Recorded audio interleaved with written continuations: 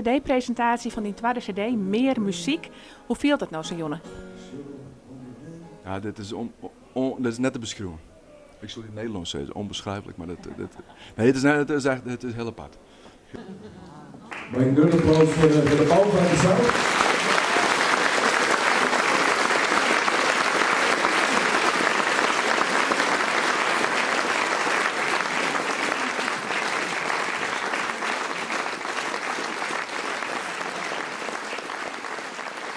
Waar kreeg je nou de eerste CD? Dat is mijn heid. Ja, ik had hem in omgekeerd, zet ik hem elke keer behoorlijk voor schut. En want het eindigt natuurlijk in een orgasme, om het netjes te houden. En het begint in de aula en ik vond het wel heel mooi. En hij had in principe, hij steunt me in alles, maar hij had helemaal niks met mijn muziek. Dus hij had niks met, specifiek met mijn muziek. Wel, omdat ik het dan doe, vind ik het prachtig. Maar dat zei hem niks. En hier wist ik van niks, is mij die net een iets veel te zien in zijn. Op een nog een flesje. En dan is het gebeurd. Dan weet een jonge man in het leven van his man. Door van een centimeter is 50 naar een millimicrometer. En het laatste wat ik heb, is uw zij. Zie sterren! Ja, ja, ja, ja, ja! Wie zijn er jullie? Oh, dat is een jongen nemen van Marcel. Als mijn mensen tegen bij me in de cel zitten, dan viel ze altijd wel los. Hoe focust hij dan daar wat meer in? Kroepst er misschien nog wat meer in? Doe best op dat moment wel muzikant en doe maar eens wel dat ding aan bij voorste stierst.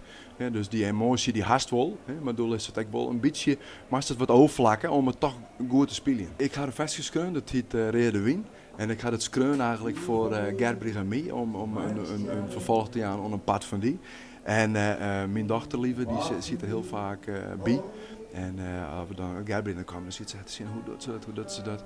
En nou, Gerbrand die rent op de laatste bij haar zwangerschap natuurlijk. En toen zei ze van, papa, ik vind dat leuk om mee te doen. En ik zei, dan doen we dat. Dat is hartstikke leuk. Dus het wordt wel heel bijzonder. Zit hier weer sterke verhalen van jullie, in zwaaien en doorstrezen. Ik hoor zo'n soort van die, het zit in ieder hout. Want dus ik hoor een nacht van waterjaars, in altijd naast die lezen. Maar best wie voelt van mij, ik ging in, ik ga nog gauw.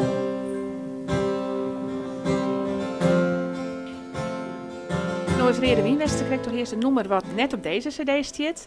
Bist al maar meer nummers bezig voor een eventueel volgend album? Ik ben altijd bezig, dus het schreeuwen wordt altijd gewoon trouw. Dat is een proces wat altijd trouw wordt. Ik denk dat ik nou, nee dat ik dit al heel naam, ik denk nou 2, 3 broekbare versjes. Ik schreeuw natuurlijk een heel soort, maar wat echt broekbaar wordt, zeg maar, dat 2, 3 denk ik.